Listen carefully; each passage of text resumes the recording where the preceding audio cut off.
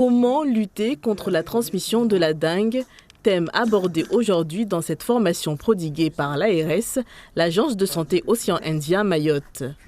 Après 3 heures de formation, ces membres de l'association Wenka ont bien retenu la leçon.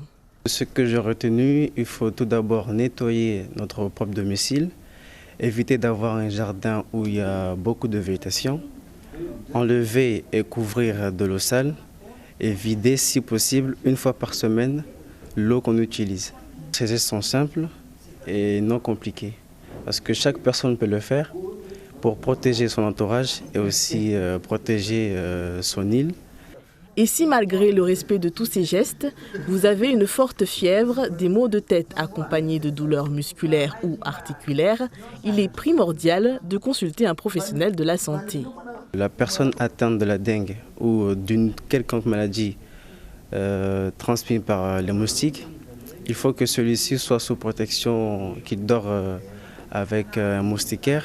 Comme ça, les autres personnes qui sont dans son entourage ne vont pas attraper cette maladie. Obligatoirement, dès qu'elle soit atteinte du premier signe de maladie, c'est-à-dire la fièvre, il faut qu'il parte voir un médecin obligatoirement. Avec 29 cas de dengue signalés depuis le début de l'année, pour l'ARS, il est urgent que la population adopte les bons gestes pour éviter la propagation de la maladie. On rappelle un peu tout ce qui concerne les moustiques. Le moustique, il a 2 phases de vie, dans l'eau et après dans l'air quand le moustique est adulte.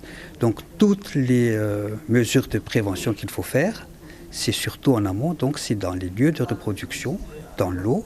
Donc on leur rappelle tout ça, on leur explique bien, parce que quand on comprend bien, on peut mieux faire passer le message aux habitants.